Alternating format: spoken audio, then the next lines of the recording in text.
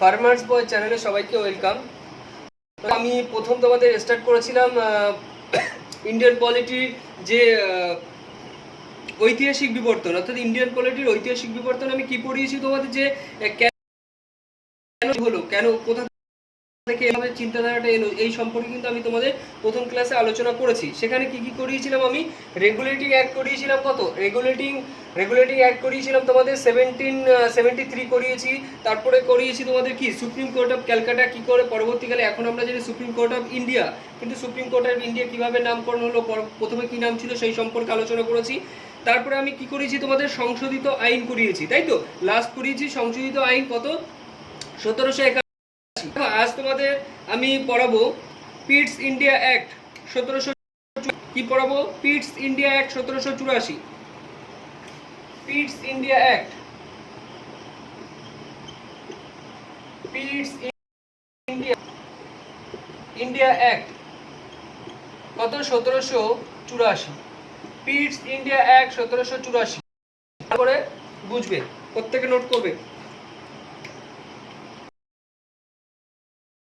1784 এখানে কি বলা হয়েছে, কোম্পানির বাণিজ্যিক রাজনৈতিক কার্যাবলীর মধ্যে পার্থক্য। কি বলেছে এখানে, কোম্পানির বাণিজ্যিক এবং রাজনৈতিক কার্যাবলীর মধ্যে পার্থক্য। এই আইনে কি বলা হয়েছে, কোম্পানির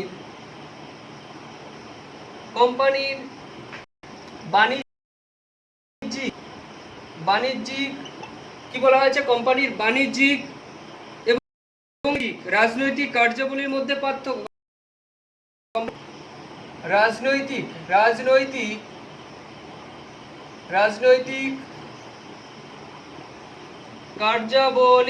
কার্যাবলীর মধ্যে পার্থক্যের কথা বলা হয়েছে কি পিটস ইন্ডিয়া অ্যাক্ট কত 1784।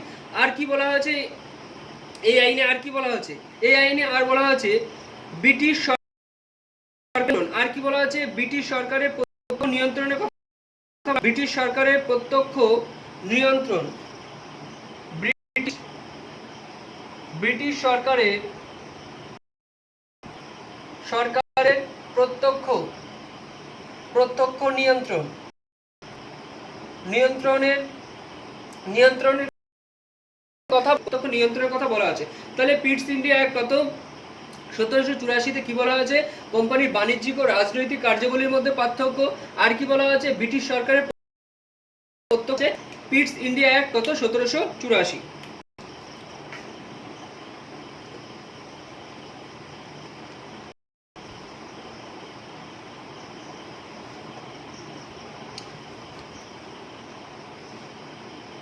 তারপরে হেডিং করো চার্টার অ্যাক্ট 1813।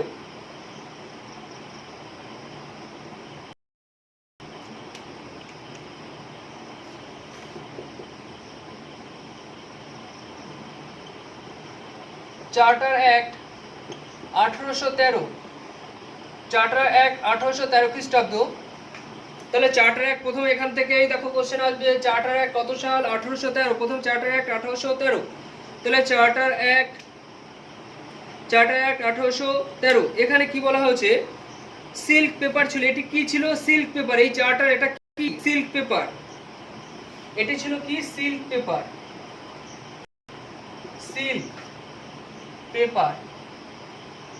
এটি ছিল কি একটা সিল্ক পেপার ছিল। চার্টারটা কি সিল্ক পেপার,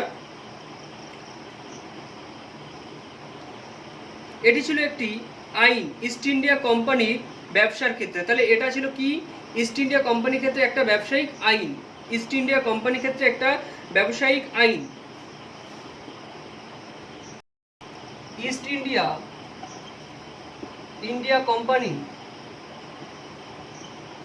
কোম্পানির ক্ষেত্রে, ব্যবসার ক্ষেত্রে, ইস্ট ইন্ডিয়া কোম্পানির ব্যবসার ক্ষেত্রে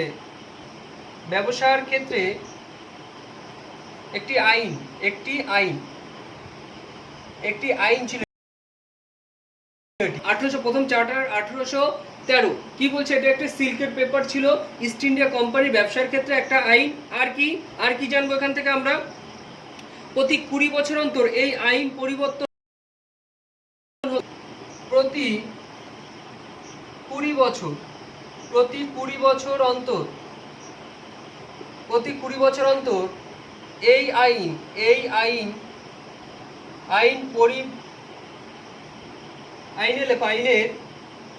আইনের পরিবর্তন হতো। তাহলে কি হলো, চার্টার অ্যাক্ট 1813 সিল্ক পেপার ছিল, এটি ইস্ট ইন্ডিয়া কোম্পানির ক্ষেত্রে একটা আইন ছিল, প্রতি 20 বছর অন্তর এটা কি হতো, সংশোধিত হতো।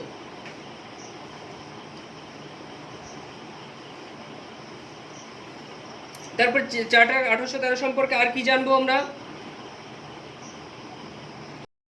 এটার মেন যে পয়েন্ট সেটা লেখো এবার।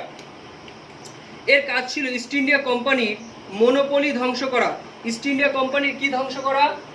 ইস্ট ইন্ডিয়া কোম্পানির এই চার্টার অ্যাক্টের প্রধান উদ্দেশ্য কি ছিল? ইস্ট ইন্ডিয়া কোম্পানির মনোপলি ধ্বংস করা। ইস্ট ইন্ডিয়া কোম্পানির মনোপলি ধ্বংস করা। মনোপলি হচ্ছে একচেটিয়া, মনোপলি কথার অর্থ হচ্ছে একচেটিয়া অধিকার। মনোপলি কথার অর্থ হচ্ছে একচেটিয়া অধিকার। একচেটিয়া অধিকারের ধ্বংস। তার কারণ হচ্ছে ইস্ট ইন্ডিয়া কোম্পানি যখন তাদের মতো করে বিজনেস করতো, সঠিকভাবে ট্যাক্স তারা দিত না, অর্থাৎ সঠিকভাবে যে পরিমাণ লাভ হচ্ছে সেই অনুযায়ী তারা ব্রিটেনে অর্থ পাঠাতো না। এই জন্য বলছে এই একচেটিয়া যে বাণিজ্যিক অধিকার এটা তারা ধ্বংস করতে চেয়েছিল, তাই বলছে মনোপলি ধ্বংস করা চার্টার অ্যাক্ট 1813 অন্যতম উদ্দেশ্য ছিল। আর কি উদ্দেশ্য ছিল তাদের? আর উদ্দেশ্য ছিল চায়নার সঙ্গে টি এর ব্যবসা করা, চায়নার সঙ্গে চায়ের ব্যবসা করা, চায়নার সঙ্গে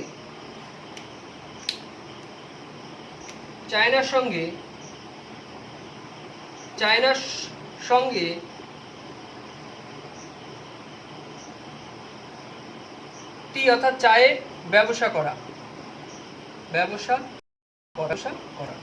চায়নার সঙ্গে কি টি অর্থাৎ চায়ের ব্যবসা করা। আর কি উদ্দেশ্য ছিল? ভারতীয় শিক্ষা ব্যবস্থায় অর্থ বিনিয়োগ করা। ভারতীয় শিক্ষা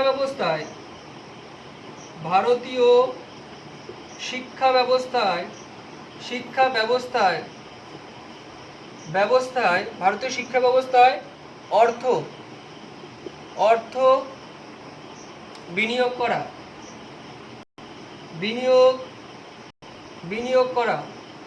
অর্থ বিনিয়োগ করা। তাহলে ভালো করে দেখো, আমি বলছি সেই হিসেবে তোমরা লিখে নাও যে কি বলছি, যে চার্টার অ্যাক্ট যে মনোপলি ধ্বংস করা, মনে হচ্ছে একচেটিয়া যে ইস্ট ইন্ডিয়া কোম্পানির যে বাণিজ্যিক সেটা ধ্বংস করা, তারপরে চায়নার সঙ্গে টি এর ব্যবস্থা শুরু করা। আর কি জানলাম? ভারতীয় চার্টার অ্যাক্ট 1813 উদ্দেশ্য।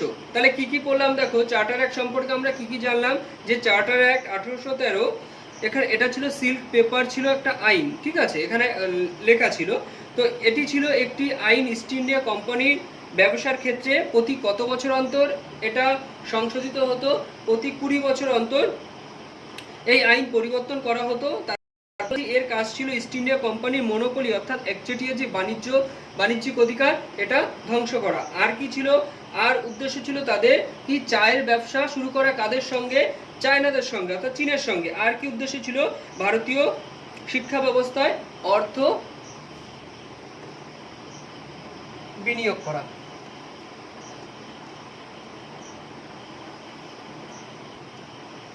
প্রত্যেকে নোট করবে আর যত বড় ক্লাস শেয়ার করবে বন্ধুদের মধ্যে। তোমরা কেউ লাইক করতে চাও না, তার মানে ক্লাস ভালো লাগে না, তাই তো?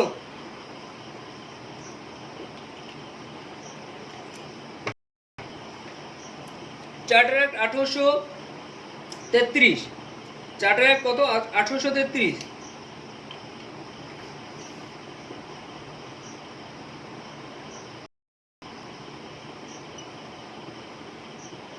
1833 চার্টার অ্যাক্ট কত? 1833 খ্রিস্টাব্দের চার্টার অ্যাক্ট। দেখো দেখো প্রথমে কি বলেছি, চার্টার অ্যাক্ট কত? 1813। আমি বলেছি 20 বছর অন্তর কারেকশন হয়, তাই তো? 20 বছর অন্তর চার্টার অ্যাক্টটি সংশোধন হয়। তাহলে 20 বছরের সঙ্গে 20 অ্যাড করলে 1833 হচ্ছে। তাহলে পরবর্তী চার্টার অ্যাক্ট কত? 1833 সাল। এই চার্টার অ্যাক্টে কি পরিবর্তন হলো এটা আমাদের জানতে হবে, ঠিক আছে? প্রথম চার্টার 1813, কিন্তু তার 20 বছর পর চার্টার অ্যাক্টে নতুন কি কি আইন অ্যাড হয়েছে বা কোন আইন ওখান থেকে বাদ দেওয়া হয়েছে সেই সম্পর্কে এবার জানবো। চার্টার অ্যাক্ট 1833, এই অ্যাক্ট দ্বারা গভর্নর জেনারেল অফ বেঙ্গল পরিবর্তন হয়ে, এই অ্যাক্ট দ্বারা কি হয়েছিল?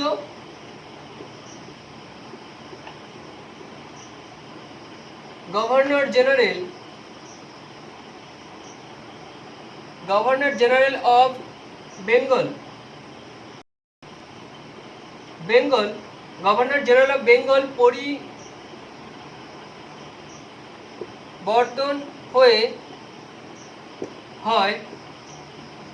পরিবর্তন হয় governor general of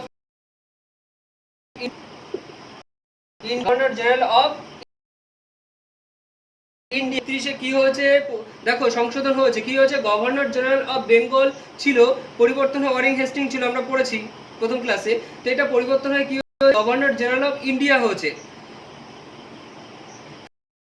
of India এবার আমরা জানবো।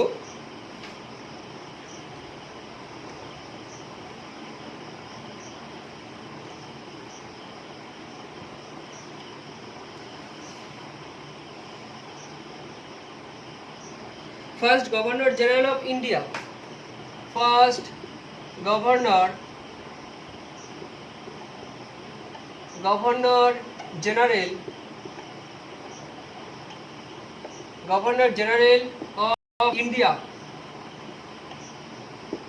General of India, first governor general of India কে লর্ড উইলিয়াম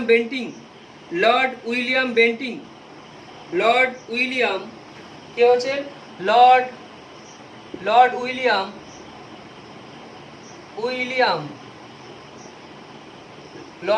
বেন্টিং।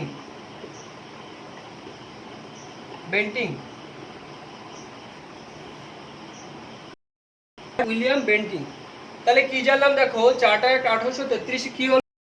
তার আগে চার্টার অ্যাক্ট 1833 আগে কি ছিল? গভর্নর জেনারেল অফ বেঙ্গল, সেটা পরিবর্তন করে কি করা হয়েছে?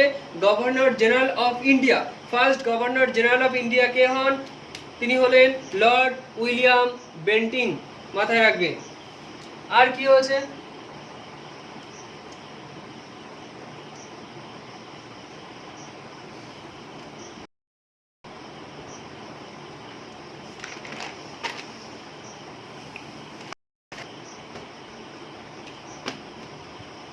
এই অ্যাক্ট দ্বারা ভারতীয়দের প্রতিরক্ষার চাকরিতে অংশগ্রহণ করা হয়।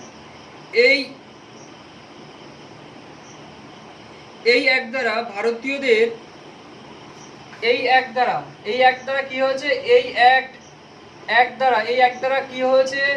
ভারতীয়দের ডিফেন্সের চাকরিতে নিয়োগ করা হয়েছে।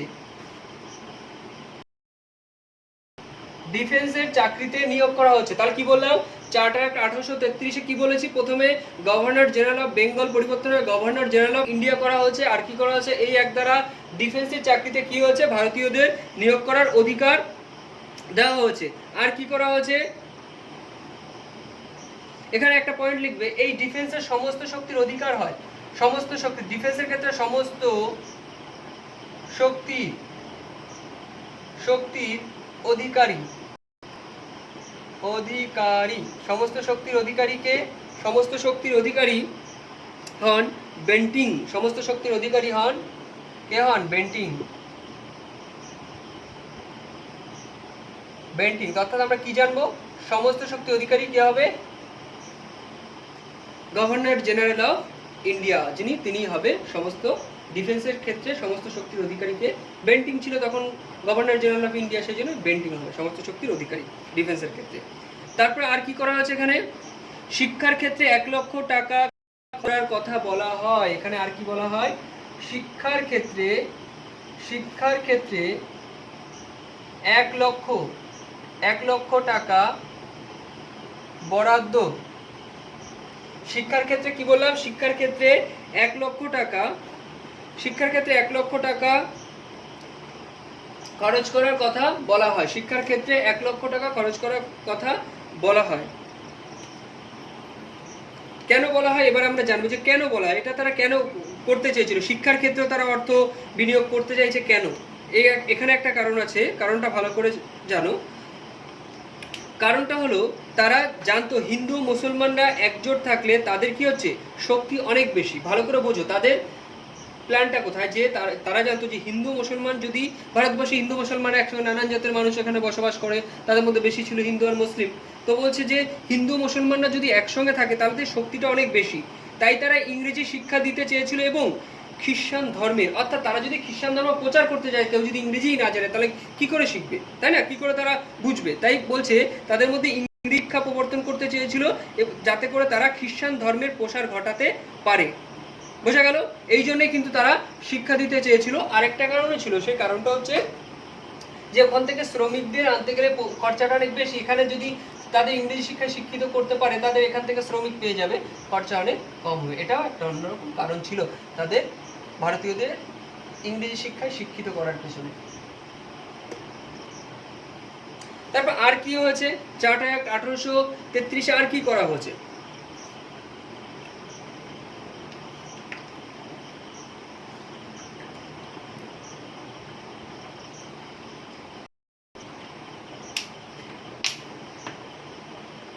চার্টার অ্যাক্ট 1833 আর কি করা আছে, সিভিল সার্ভিস এক্সামে সিভিল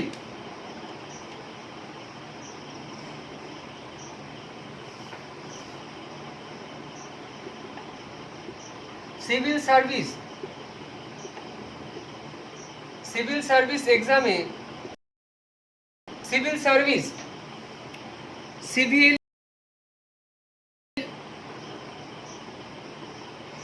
সার্ভিস এক্সামে সকলের অংশগ্রহণ করার সুযোগ দেওয়া হয়। সিভিল সার্ভিস এক্সামে সকলের অংশগ্রহণের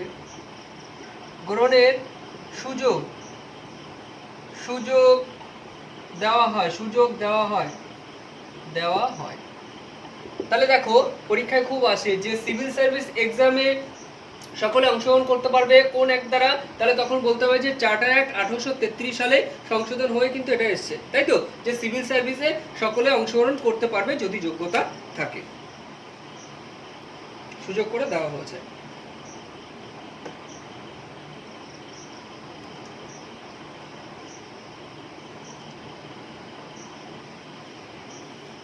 দেখো আজ আমি তোমাদের কি করেছি, দেখো প্রথম করিয়েছি যে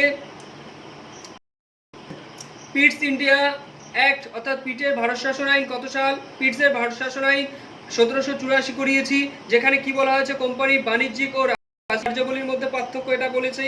তারপর কি বলেছি যে চার্টার অ্যাক্ট 1813, চার্টার অ্যাক্ট কি, চার্টার একটা সিল্ক পেপার, এটি ছিল কি জন্য, এটা একটা আইন ছিল কি ইস্ট ইন্ডিয়া কোম্পানির ক্ষেত্রে। এখানে কি করা হয় যে প্রতি 20 বছর অন্তর এটা কি করা হয়, সংশোধন করা হয়। তারপরে কি বলেছি চার্টার অ্যাক্ট 1833, এখানে কি বলেছি এই এক দ্বারা কি গভর্নর জেনারেল অফ বেঙ্গল পরিবর্তন করে কি করা হয়েছে governor general of India. First governor general of India কে হন, লর্ড উইলিয়াম বেন্টিং। আর কি বলেছে এই এক দ্বারা, বলছে এই এক দ্বারাই ভারতীয়দের ডিফেন্স অর্থাৎ প্রতিরক্ষার ক্ষেত্রে চাকরিতে সুযোগ দেওয়া হয়, ভারতীয়দের প্রতিরক্ষার ক্ষেত্রে চাকরি অর্থাৎ ডিফেন্সের চাকরিতে সুযোগ দেওয়া হয় কোন এক দ্বারা, 1833 খ্রিস্টাব্দের কি চার্টার এক দ্বারা। আর কি করা হয়েছে, আর এখানে আরেকটা পয়েন্ট কি বলেছি, ডিফেন্সের সমস্ত শক্তির অধিকারী কে হবে, বেন্টিং, অর্থাৎ তখন গভর্নর জেনারেল অফ তিনি হবেন ডিফেন্সের চাকরির ক্ষেত্রে সমস্ত শক্তির অধিকারী। আর কি করা হয়েছে, শিক্ষার ক্ষেত্রে 1 লক্ষ টাকা বরাদ্দ করার কথা বলা হয়েছে। শিক্ষার ক্ষেত্রে তারা কেন টাকা করতে চেয়েছিল, কারণ তারা চেয়েছিল যে ভারতীয়দের ইংরেজি শিক্ষায় শিক্ষিত করতে পারলে তাহলে কি হবে, তারা খ্রিস্টান ধর্মটাকে প্রচার করতে পারবে, তাই তো, ভারতের মধ্যে। কারণ তারা বুঝতে পেরেছিল যে হিন্দু আর মুসলিম যদি একসঙ্গে থাকে ভারতবর্ষে তাহলে তাদের শক্তিটা অনেক বেশি, তাই তাদের মধ্যে অন্য একটা ধর্মের প্রসার ঘটাতে চেয়েছিল, কোন ধর্মের, খ্রিস্টান ধর্মে। তাদের আরেকটা কারণ কি ছিল যে শিক্ষার প্রসার ভারতীয়দের মধ্যে করার, তার আরেকটা কারণ ছিল যে তারা তাদের দেশ থেকে অর্থাৎ ব্রিটেন মানে আমি কালকে বলেছি ব্রিটেন অর্থাৎ ইউকে কাদেরকে নিয়ে গঠিত বলেছিলাম, ইউকে কাদের নিয়ে গঠিত, স্কটল্যান্ড, আয়ারল্যান্ড, ওয়েলস আর ইংল্যান্ড, এই চারটে মিলেই কিন্তু আমরা কি বলবো, ব্রিটেন বলবো, তাই তো? তাহলে তারা এই জন্যই কিন্তু ভারতীয়দের ইংরেজি শিক্ষায় শিক্ষিত করতে চেয়েছিল। আর কি করেছিল এই অ্যাক্ট দ্বারা, আর কি পরিবর্তন করা হয়েছিল? সিভিল সার্ভিস এক্সামে সকলের পার্টিসিপেট করার, সিভিল সার্ভিস এক্সাম আগে পর্যন্ত সকলে অংশগ্রহণ করতে পারতো না, কিন্তু এই চার্টার অ্যাক্ট 1833 অনুযায়ী সকলেই যার যোগ্যতা আছে সে কিন্তু কি করতে পারবে, পার্টিসিপেট অর্থাৎ অংশগ্রহণ করতে পারবে।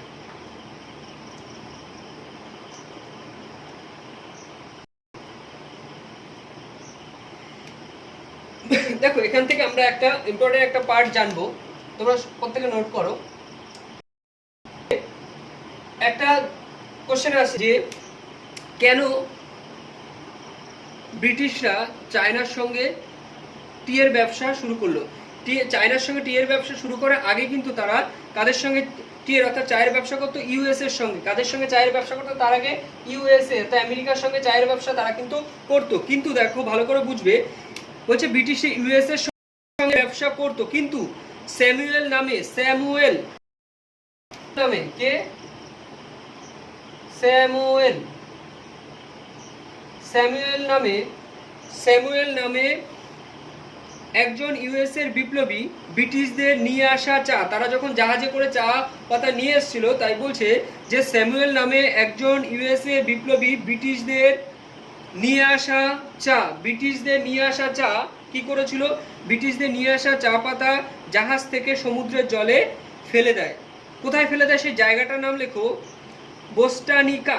কোথায় ফেলে দেয় সেই চা? স্যামুয়েল নামে যে ইউএস এর একজন বিপ্লবী ছিলেন, তিনি কি করেছিলেন, সেই ব্রিটিশরা যে চা পাতা নিয়ে আসছিল জাহাজে করে, সেই চা পাতা কি করেছিল, জাহাজ থেকে সমুদ্রের জলে ফেলে দিয়েছিল। কোথায় ফেলে দিয়েছিল সেই জায়গাটার নাম হচ্ছে বোস্টানিকা। বোস্টানিকা, বোস্টানিকা নামক স্থানে চা পাতা, বোস্টানিকা নামক স্থানে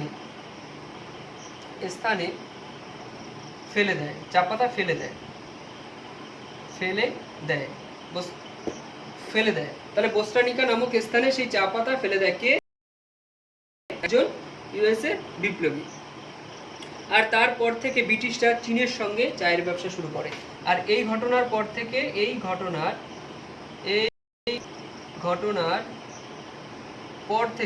ঘটনার পর থেকে ব্রিটিশরা, ব্রিটিশ মানে আমরা কি বুঝবো? ইউকে। ইউকে কারা? ইউকে কাদেরকে নিয়ে গঠিত? ইউকে কাদেরকে নিয়ে গঠিত?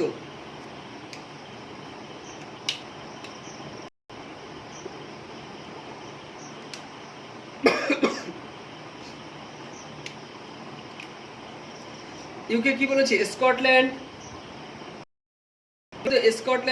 আয়ারল্যান্ড, ওয়েলস আর England.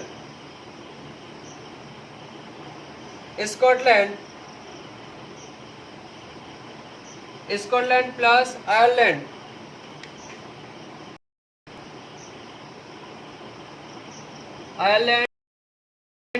Scotland, Ireland plus Wales plus England.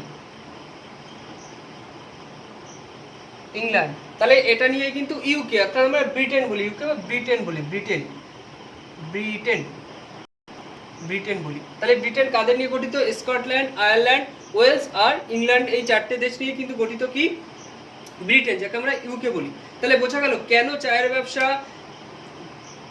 ব্রিটিশরা চীনের সঙ্গে শুরু করলো।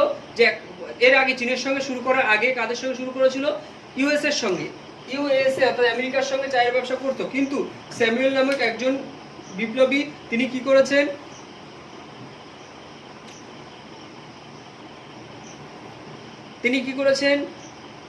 বোস্টানিকা, আমি এটা ভুল লিখেছি, বোস্টানিকা নামক স্থানে সেই চায় পাতা সমুদ্রের জলে ফেলে দেয়, এবং তারপর থেকে তারা কি করেছে?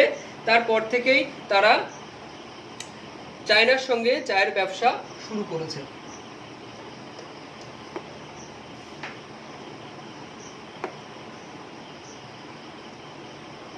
তোমরা যারা নিয়মিত ক্লাস করছো তারা তো জানোই, তাদেরকে নতুন করে আর বলবো না, কিন্তু যারা নতুন ক্লাস করছো তাদের ক্ষেত্রে বলি, দেখো আমি বায়োলজি শেষ করেছি, বায়োলজি আমি 20টা ক্লাস করিয়েছি, বায়োলজি কমপ্লিট করেছি। তোমরা যারা নতুন ক্লাস করছো তারা বায়োলজি পুরো প্রথম থেকে শেষ পর্যন্ত ক্লাসগুলো দেখো, তাহলে দেখো বায়োলজি ইজি লাগবে। আমি ইন্ডিয়ান পলিটি আমি স্টার্ট করেছি, আজ দ্বিতীয় ক্লাস করালাম। তো তোমরা কন্টিনিউ ক্লাস করার নোট করবে। সোম থেকে মনে রাখবে, সোম থেকে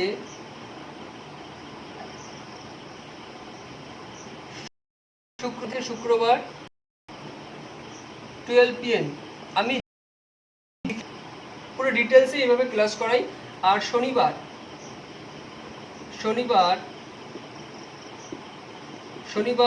রাত 8টাতে রাজ্য